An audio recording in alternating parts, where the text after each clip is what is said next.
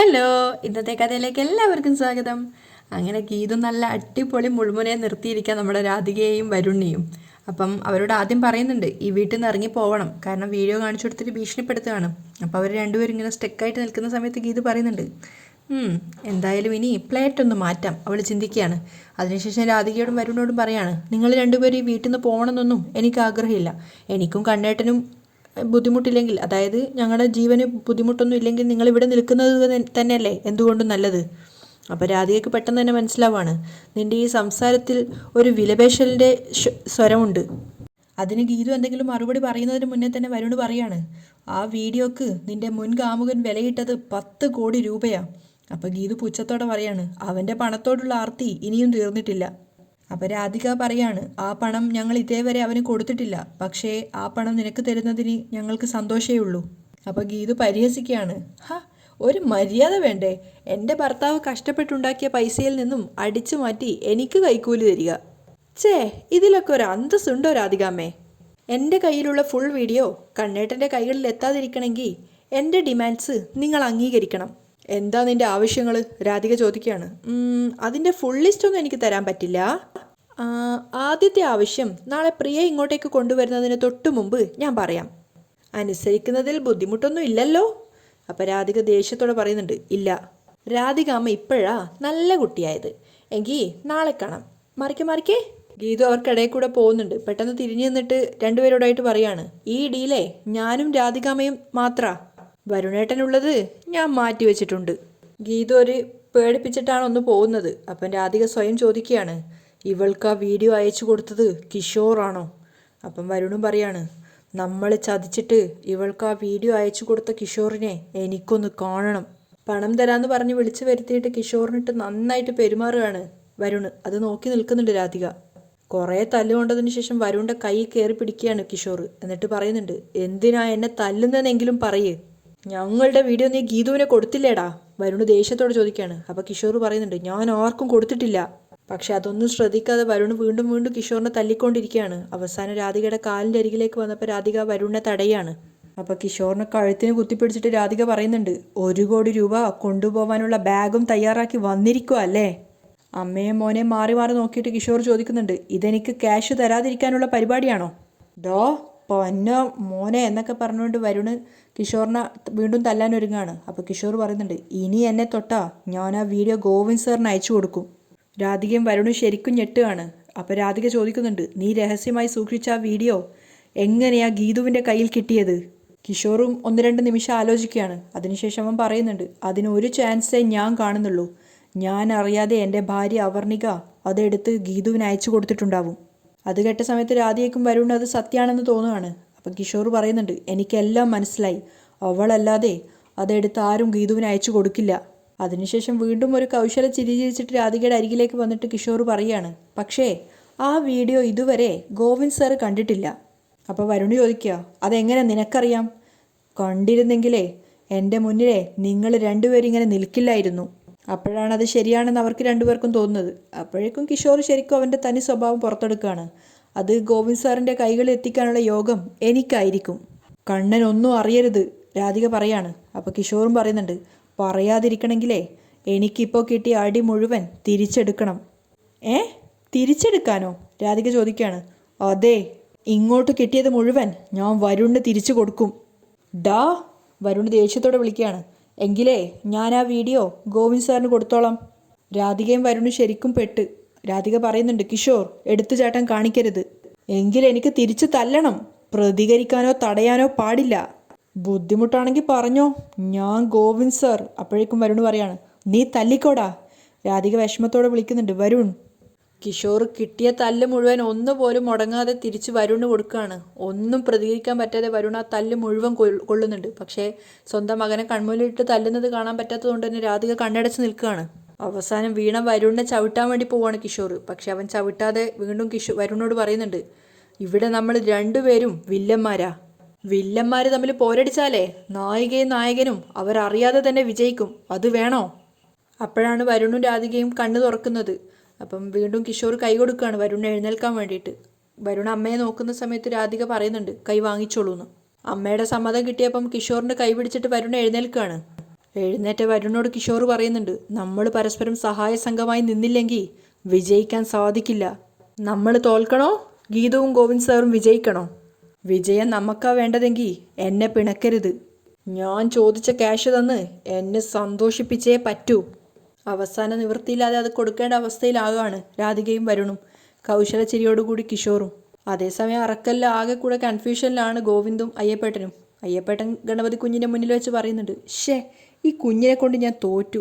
ഗീതുമോളോടുള്ള ഇഷ്ടം ഇന്നലെ രാത്രി തന്നെ കുഞ്ഞ് തുറന്നു പറഞ്ഞിട്ടുണ്ടാവും എന്നാണ് ഞാൻ കരുതിയത്. ഞാൻ ശ്രമിക്കാഞ്ഞിട്ടല്ലല്ലോ, പറ്റണ്ടേ? അപ്പോൾ അയ്യപ്പേട്ടൻ കളിയാക്കുന്നുണ്ട്, കുഞ്ഞെ നല്ല ഒന്നാം തരം പനമ്പെട്ട മുന്നിൽ കിടന്നിട്ടും ആന അത് തിന്നിട്ടില്ലെങ്കിൽ എന്താ കാരണം? ആനയ്ക്ക് വയറിന് സൂക്കേട് കാണും, ഗോവിന്ദ് കളിയാക്കിക്കൊണ്ട് പറയാണ്. അപ്പോൾ അയ്യപ്പേട്ട പൊട്ടിച്ചിരിക്കുന്നുണ്ട്. കുഞ്ഞാണ് ആന, ഗീതുമോളാണ് പനമ്പെട്ട. കുഞ്ഞിന് വല്ല എണ്ണക്കേടും ഉണ്ടോ കുഞ്ഞേ? അയ്യപ്പേട്ട സ്വകാര്യമായിട്ട് ചോദിക്കുകയാണ്. അപ്പോഴേക്കും ഗോവിന്ദ് പറയുന്നുണ്ട്, ഇത്രയും മോശമായൊരു ചോദ്യം ഞാൻ എൻ്റെ ജീവിതത്തിൽ കേട്ടിട്ടില്ല. ഇതൊക്കെ നിങ്ങളെക്കൊണ്ട് മാത്രമേ സാധിക്കൂ, നമോ ഭാഗം എന്നും പറഞ്ഞുകൊണ്ട് ഗോവിന്ദ് ദേഷ്യത്തോടെ തിരിച്ചു കയറുകയാണ്. പിന്നാലെ പോയിട്ട് അയ്യപ്പേട്ടൻ പറയുന്നുണ്ട്, ഞാൻ പിന്നെ എന്തു പറയണം, എനിക്ക് ഇനിയും ഒരു കുഞ്ഞിന് വേണ്ടി കാത്തിരിക്കാൻ വയ്യ. ഞാനിപ്പോൾ തന്നെ ഗീതുമോളോട് കുഞ്ഞിൻ്റെ മനസ്സ് തുറന്നു പറയും. ഓ അത്രയ്ക്ക് ധൈര്യം ഉണ്ടെങ്കിൽ പോയി പറ, ഗോവിന്ദ് വെല്ലുവിളിക്കുകയാണ്. വാശിയാണെങ്കിൽ വാശി. അയ്യപ്പേട്ടൻ മുണ്ടും മടക്കി പോവാണ്. ഗീതുമോളെ എന്നും പറഞ്ഞുകൊണ്ട് പോകുന്ന കണ്ടപ്പോൾ ഗോവിന്ദ് പിന്നാലെ പോവാണ്. അയ്യപ്പേട്ടൻ നിൽക്ക്, എനിക്ക് ഗീതുമോളോട് സത്യം പറഞ്ഞേ പറ്റൂ. അയ്യപ്പേട്ടൻ ചെന്ന് പറഞ്ഞു കഴിഞ്ഞാൽ എനിക്ക് ധൈര്യം ഇല്ലാത്തത് കൊണ്ട് അയ്യപ്പേട്ടൻ ചെന്ന് പറഞ്ഞതാണെന്ന് അവിടെ തെറ്റിദ്ധരിക്കില്ലേ? അതായത് തെറ്റിദ്ധരിക്കേണ്ട ആവശ്യമില്ലല്ലോ, അത് തന്നെയല്ലേ സത്യം. അയ്യപ്പേട്ടൻ കളിയാക്കുകയാണ്. അയ്യേ ചമ്മി. അറക്കൽ ഗോവിന്ദ് മാധവ് വലിയ വീരശൂര പരാക്രമിയാ. ചീറിപ്പാഞ്ഞു വരുന്ന ഉണ്ടകൾക്കും തോക്കിനും കുഴലുകൾക്കും മുന്നിൽ നെഞ്ചും വിരിച്ചു നിൽക്കും. പക്ഷേ ഗീതുമോളൊന്ന് നോക്കിയാ മുട്ടുകൂട്ടിയിടിക്കും, നെഞ്ചു താഴെ വീഴും.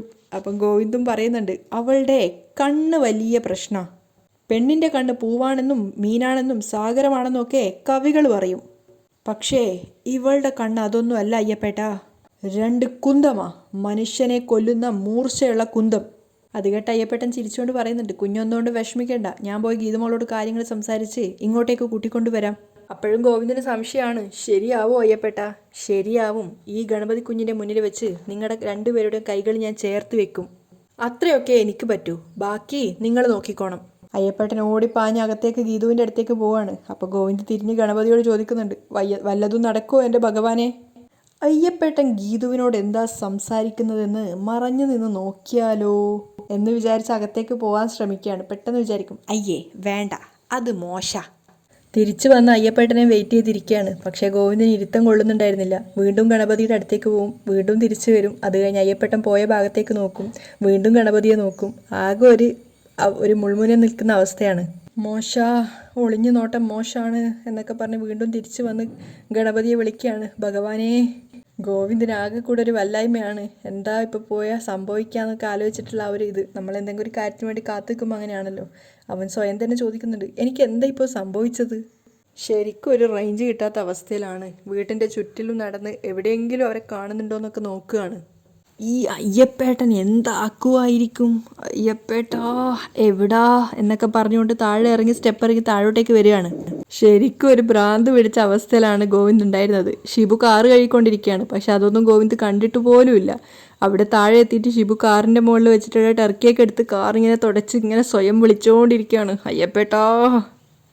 അതിനുശേഷം ഷിബു കാറ് കഴുകിക്കൊണ്ടിരിക്കുന്ന വെള്ളം എടുത്തിട്ട് കാറിൻ്റെ മേലെ കൂടെ ഒഴിക്കുകയാണ്. അപ്പോഴാണ് ഷിബു കാണുന്നത് ഗോവിന്ദ് അവിടെ വന്ന് നിൽക്കുന്നത്. ഗോവിന്ദാണെങ്കിൽ അപ്പോഴും ഷിബുവിനെ കണ്ടിട്ടില്ല. കാറിൻ്റെ ടർക്കിയൊക്കെ എടുത്ത് വെറുതെ തുടച്ചൊക്കെ കൊണ്ടിരിക്കുകയാണ്. അപ്പോഴും ഗോവിന്ദ് ഇങ്ങനെ സ്വയം പറയാണ്, അയ്യപ്പേട്ടാ ഇങ്ങേരിത് എന്ത് ചെയ്യുമായിരിക്കും? ശരിക്കും സ്ഥലകാല ബോധമില്ലാത്തതുപോലെയാണ് ഗോവിന്ദ് ഓരോന്ന് പെരുമാറിക്കൊണ്ടിരിക്കുന്നത്. അവസാനം പൈപ്പ് എടുത്തിട്ട് കാറിൻ്റെ മുകളിൽ വെള്ളം ഇങ്ങനെ നനയ്ക്കുമ്പോൾ ഷിബു ചോദിക്കുകയാണ്, സാർ എന്താ ഈ കാണിക്കുന്നത്? പെട്ടെന്നാണ് ഗോവിന്ദ് ഞെട്ടുന്നത്. അവൻ ആ പൈപ്പ് എടുത്തിട്ട് സ്വന്തം മുഖത്ത് തന്നെ അടിച്ചു പോവാണ്. സാർ എന്തിനാ ഈ കാറ് കഴുകുന്നത്? അതിന് ഞാനിവിടെ ഇല്ലേ? ഷിബു പറയാണ്. കഴിക്കോ ഞാനെന്തെങ്കിലും? അപ്പം ഷിബു ചോദിക്കുന്നുണ്ട്, സാറിന് ഇതെന്താ പറ്റിയത്? എനിക്കൊന്നുമില്ല. എന്നിട്ട് സ്പെക്സ് അയച്ചിട്ട് ആ കാർ ഇത്ര നേരം തുടച്ചുകൊണ്ടിരുന്നിട്ട് ഇറക്കി വെച്ചിട്ട് മുഖം തുടക്കുകയാണ്. അപ്പോൾ ഷിബു പറയുന്നുണ്ട്, സാറേ അത് കാറ് തുടക്കുന്ന തുണിയാ? ആണോ? എങ്കിൽ പറയണ്ടേ മോനെ? ഗോവിന്ദ് പറയാണ്. ശരിക്കും എന്താ എവിടെയാണെന്നുള്ളത് പോലും ഗോവിന്ദിന് ഓർമ്മയില്ല. അപ്പോൾ ഷിബു ചോദിക്കുന്നുണ്ട്, മോനോ? അല്ല ഷിബു എന്ന് വിളിച്ചുകൊണ്ട് പിന്നെ ആ ക്ലോത്തൊക്കെ ഷിബുവിൻ്റെ കൈ കൊടുത്തിട്ട് ഗോവിന്ദ് അവിടുന്ന് പോവുകയാണ്. അങ്ങനെ കുറച്ച് ദൂരം മുന്നോട്ട് പോയപ്പോൾ വീണ്ടും തിരിച്ചു വന്ന് ഷിബുവിൻ്റെ അടുത്തേക്ക് വരികയാണ്. ഷിബുവിന് അയ്യപ്പേട്ടനെ കുറിച്ച് എന്താ അഭിപ്രായം? അത് സാറേ കാണുന്ന പോലെയല്ല, 3 പെഗടിച്ച അപ്പോൾ കരയും. പെഗോ? പെട്ടെന്ന് ഷിബു അത് തിരുത്തി പറയാണ്. അല്ല, 3 പേരെയെങ്കിലും സഹായിച്ചില്ലെങ്കിൽ അന്ന് രാത്രി ഭയങ്കര സങ്കടമായിരിക്കും. പിന്നെ ആത്മാർത്ഥത, ഭയങ്കര ആത്മാർത്ഥതയാ. അതൊരു രോഗമാ. തിരിച്ച് ആത്മാർത്ഥത കാണിച്ചില്ലെങ്കിൽ ചീത്തയും വിളിക്കും. അതൊക്കെ കേട്ടപ്പോൾ ഗോവിന്ദിന് ഭയങ്കര സന്തോഷമാവാണ്. അപ്പം ഷിബു പറയുന്നുണ്ട്, കാര്യം ഇങ്ങനെയൊക്കെ ആണെങ്കിലും ഒരു കഥയില്ലാത്ത ആളാ. വിശ്വസിച്ച് ഒരു കാര്യവും ഏൽപ്പിക്കാൻ പറ്റില്ല. ഗോവിന്ദ് ശരിക്കും ഞെട്ടിപ്പോയി. അപ്പം ഷിബു പറയുന്നുണ്ട്, ഏതൊരു കൊച്ചു കുട്ടിക്കും സോൾവ് ആക്കാൻ പറ്റുന്ന ഒരു ചെറിയ കാര്യം കയ്യിൽ കിട്ടിയാൽ അതെങ്ങനെയൊക്കെ കൊളാക്കാൻ പറ്റുമോ അത് മാക്സിമം കൊളാക്കി കയ്യിൽ തരും. ഗോവിന്ദ് ആകെ പരിങ്ങലിലായി. അയ്യപ്പേട്ടാ, നിങ്ങളിത് കൊളാക്കുമോ? ഗോവിന്ദ് മനസ്സിൽ വിചാരിക്കുന്നുണ്ട്. ശുദ്ധൻ ദുഷ്ടന്റെ ഫലം ചെയ്യുന്നു കേട്ടിട്ടില്ലേ? അതാ ഈ പുള്ളി. ഷിബു ഇങ്ങനെ തുടർന്നുകൊണ്ടേയിരിക്കുകയാണ്.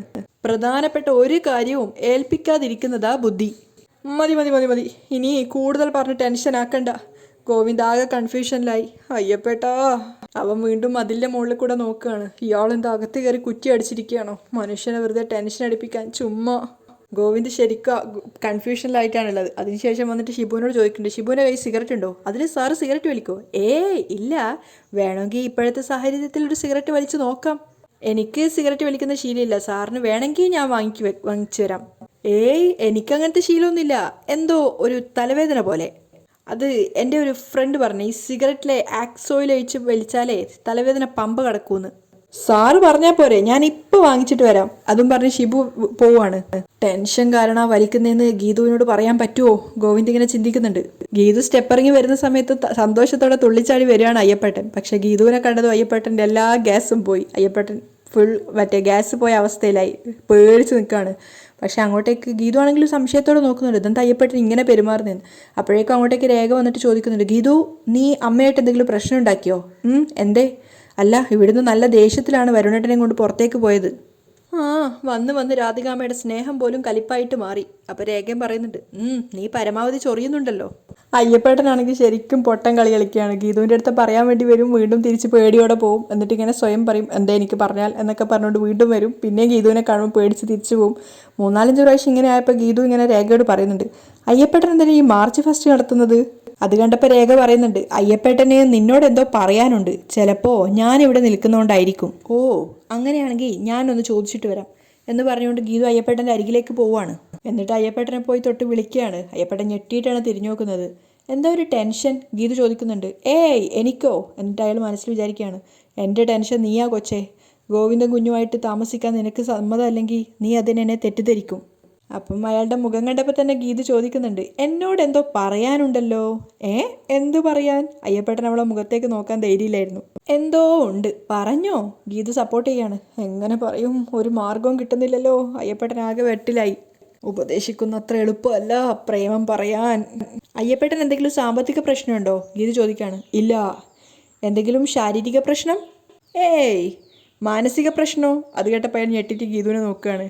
അയ്യോ അല്ല, അങ്ങനെ മാനസിക രോഗമുണ്ടോയെന്നല്ല, മനസ്സിനെ വേദനിപ്പിക്കുന്ന എന്തെങ്കിലും കാര്യമുണ്ടെങ്കിൽ തുറന്നു പറഞ്ഞോന്ന്. അപ്പം അയാൾ മനസ്സിൽ വിചാരിക്കുക, പറഞ്ഞോ എന്ന് പറഞ്ഞാൽ പറയാൻ പറ്റണ്ടേ. അപ്പം ഗീതു വീണ്ടും പറയുന്നുണ്ട്, ഇവിടെ ആരോട് പറയുന്നതിനേക്കാളും ഫ്രീ ആയിട്ട് എന്നോട് പറയാം. അപ്പം അയ്യപ്പേട്ട മനസ്സിൽ വിചാരിക്കുകയാണ്, ഒരു പെണ്ണിനോട് ഇഷ്ടം പറയാൻ ഇത്രയും ബുദ്ധിമുട്ടുണ്ടായിരുന്നോ? ഗോവിന്ദൻ കുഞ്ഞിനെ കുറ്റം പറഞ്ഞിട്ട് കാര്യമില്ല. ഏത് പാപ്പാനും ഗുരുവായൂർ കേശവന് മുന്നിൽ ഒന്ന് പതറും. അയ്യപ്പേട്ടാ, എന്താ വിഷയം എന്നൊന്ന് പറ. ഇതിനു മുമ്പ് ഇങ്ങനെ ഒരു ഭാവത്ത് ഞാൻ കണ്ടിട്ടില്ലല്ലോ. കാര്യം പറ അയ്യപ്പേട്ടാ. ഇരണ്ടം കെട്ട്. അയ്യപ്പേട്ടൻ പെട്ടെന്ന് പറയുമ്പോൾ ഗീത കേൾക്കും, ഇരണ്ടം കെട്ടോ? അപ്പോഴേക്കും അത് കേട്ടു വന്ന രേഖ ചോദിക്കുന്നുണ്ട്, ഇരണ്ടം കെട്ട് ആനയ്ക്ക് വരുന്ന രോഗമല്ലേ, അതെങ്ങനെ പാപ്പാന് വരും? രേഖ ചോദിക്കുകയാണ്. അപ്പം അയ്യപ്പേട്ടൻ പറയുന്നുണ്ട്, എൻ്റെ ആനയ്ക്ക് തന്നെയാ കുഴപ്പം. ഏത് ആനയ്ക്ക്? ഗീതു ചോദിക്കുകയാണ്. അപ്പം തലതാഴ്ത്തിക്കൊണ്ട് അയ്യപ്പേട്ടൻ പറയുന്നുണ്ട്, ഗോവിന്ദൻ കുഞ്ഞാ ഇപ്പോഴത്തെ എൻ്റെ ആന. കണ്ണേട്ടൻ എന്താ പ്രശ്നം? അപ്പോൾ അയ്യപ്പേട്ടൻ പറയുന്നുണ്ട്, ഞാൻ നോക്കിയിട്ട് ആ പ്രശ്നം മോളോട് എങ്ങനെ തുറന്നു പറയണമെന്ന് എനിക്കറിയില്ല മോളെ. അപ്പോഴേക്കും ഗീതുവിന് ടെൻഷനാവാണ്. അത്രയ്ക്ക് വലിയ കുഴപ്പമാണോ? കുറച്ച് കുഴപ്പാ. ഇനി അതെൻ്റെ നാവിന്ന് വരുമെന്ന് എനിക്ക് തോന്നുന്നില്ല. ഗോവിന്ദ കുഞ്ഞ് പുറത്തു നിൽപ്പുണ്ട്. അങ്ങോട്ട് വന്നാൽ കാര്യങ്ങളെല്ലാം കൃത്യമായിട്ട് അറിയാം, എല്ലാം മനസ്സിലാക്കുകയും ചെയ്യാം. അയാൾ സങ്കടത്തോടെ പറയാണ്. അത് കേട്ടപ്പോൾ ഗീതുവിന് ശരിക്കും ടെൻഷൻ ആവുന്നുണ്ട്. അതുപോലെ തന്നെ രേഖയും ചോദിക്കുന്നുണ്ട് എന്തായിരിക്കുന്നു. അതേസമയം അയ്യപ്പേട്ട മനസ്സിൽ വിചാരിക്കുകയാണ്, ഈ കണ്ടുമുട്ടൽ ഇവരുടെ എല്ലാ പ്രശ്നങ്ങളും പരിഹരിച്ചു ഒന്നാക്കി തീർക്കണേ എൻ്റെ ഗണപതി കുഞ്ഞേ. അതിനുശേഷം കണ്ണു തുറന്ന് ഗീതുവിനെ വിളിക്കുകയാണ്, വാ. പക്ഷെ ഗീതു ടെൻഷനോട് കൂടിയാണ് അയാൾക്ക് പിന്നാലെ പോകുന്നത്. അവിടെയാണ് ഇന്നത്തെ എപ്പിസോഡ് വൈൻഡപ്പ് ചെയ്യുന്നതും.